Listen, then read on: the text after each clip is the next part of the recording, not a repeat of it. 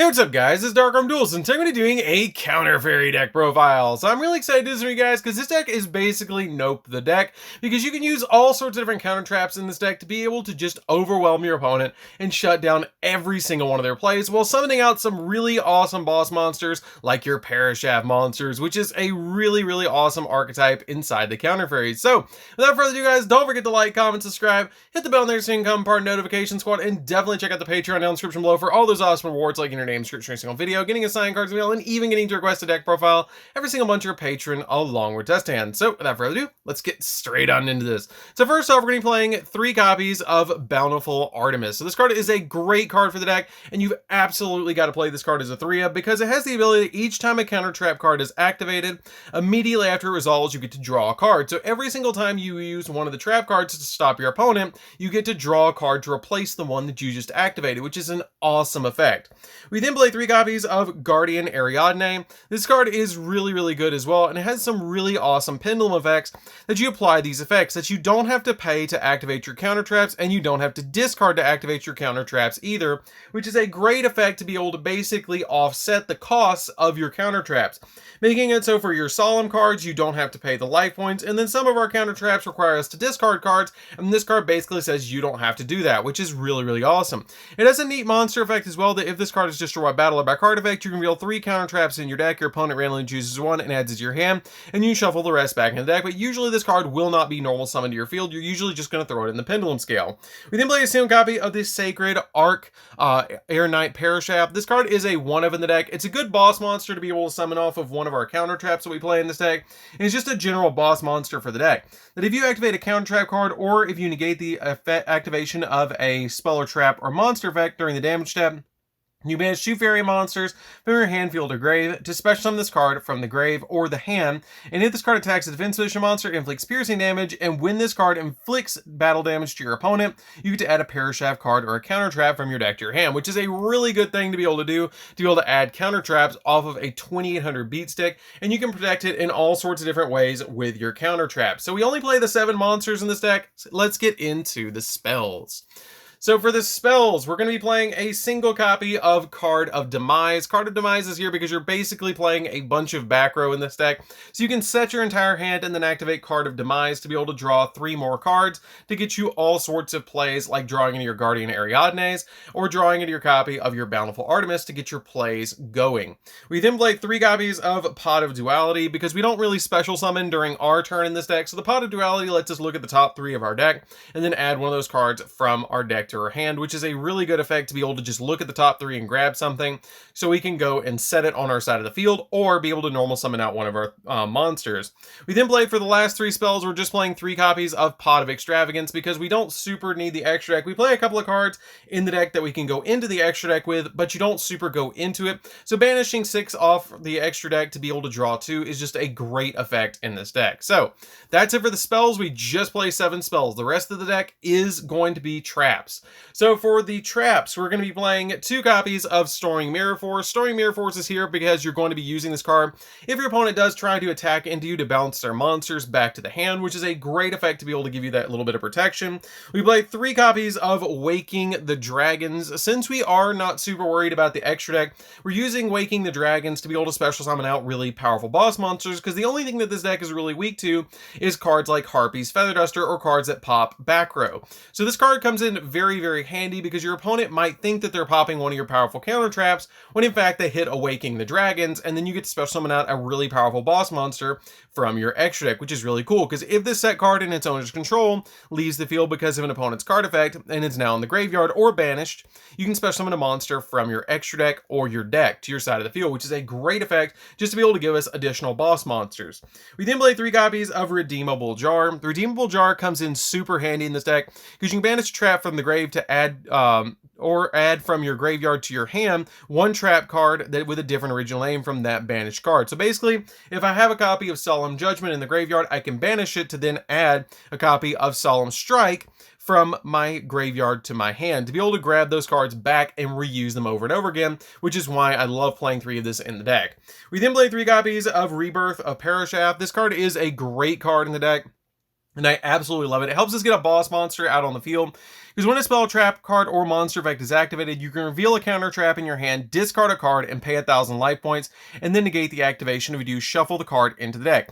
Then you can special summon a Parashaft monster from your deck or extra deck, which is our Arc Knight, or our copy of our Avenging Knight Parashaft from the extra deck, just giving us those really powerful boss monsters that we really need for this deck to be able to give us an OTK, or not an OTK, but a little bit more of a push for game. We then play 3 copies of Solemn Strike. This card negates monster effects and negates special summons, so this card comes in very, very handy in the deck to be able to stop your opponent for all sorts of different plays. We play 3 copies of Solemn Warning. Solemn Warning is great because when a monster would be summoned, or spell or trap card is activated, or an effect monster activates its effect, including a special summon of a monster to their side of the field, you can pay 2,000 life points to negate the activation and destroy the card, which is a really, really good thing to be able to do, or negate the summon.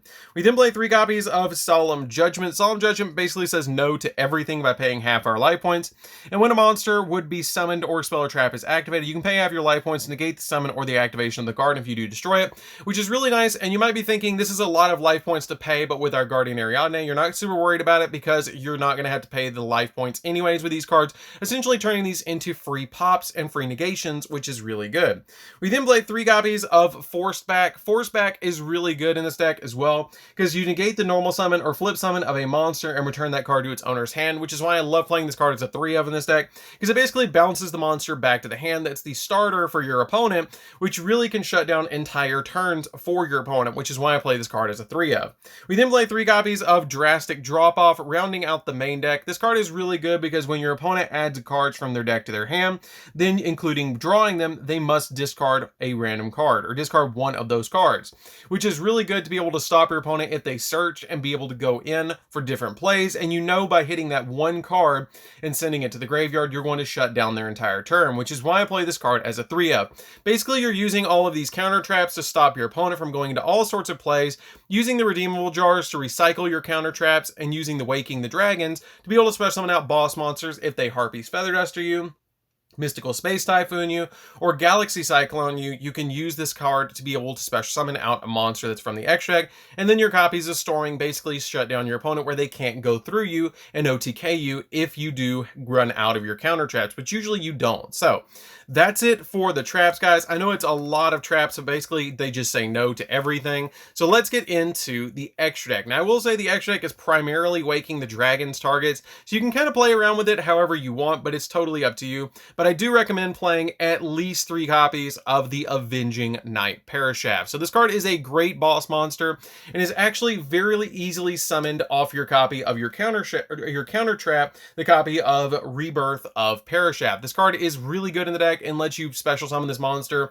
pretty much for free if you have your Guardian Ariadne on your side of the field, and has the ability to, once per turn, change the battle position of a monster opponent controls, and during battle between this attacking card and a defense position monster whose defense position is lower, you inflict damage to your opponent. So basically it does piercing damage, and it can change a monster's battle position, which is a really good effect just to be able to change the battle position and do piercing on a 2600 attack point monster.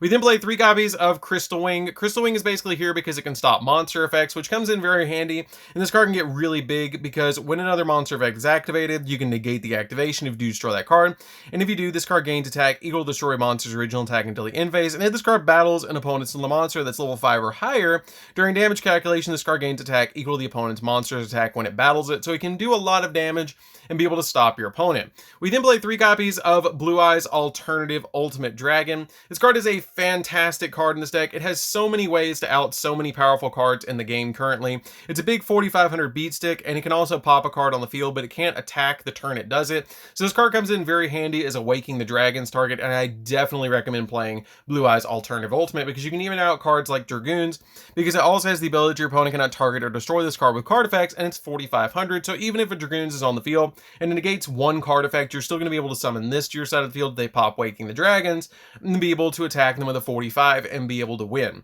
We then play 3 copies of The Last Warrior from Another Planet. This could be Dragoons if you wanted to play Dragoons in this slot, and you can play it in the deck if you want to, but I chose not to because this card is just so crazy backed up with all of my counter traps, because it has the ability, if this card is special summoned, you destroy all monsters you control control, and neither player can summon monsters. So basically it turns off all the summons against your opponent, and you just get to the point where you're outlasting your opponent while you keep your copy of Last Warrior from Another Planet on the field.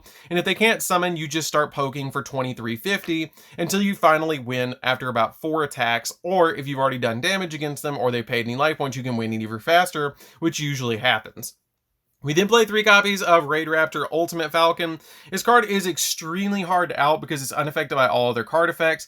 And this card is also just absolutely insane because it is pretty much just immune to everything. I love this card in this deck, and it comes in very handy to special summon it off of Waking the Dragons, and it's probably one of the best Waking the Dragons targets still to this day. So that's pretty much it for the deck, guys. I hope you did enjoy it. It's a really awesome deck. It's very simple to play. You basically play all of your counter traps just to say no to everything, and then you use your copies of the Parashaft monsters to be able to summon them to the field as boss monsters to go in for all sorts of really, really crazy good plays. And I really love the way that this deck plays, being able to use your copy of your Bountiful Artemis just to get you those draws, using cards like Redeemable Jar to be able to recycle your cards, and being able to play 3 of each of the Solemn Brigade counter traps is just absolutely awesome. So that's it for this one, guys. Don't forget to like, comment, subscribe, hit the bell on there so you can come part of the notification squad, and we'll see you guys in the next video. See you later, guys.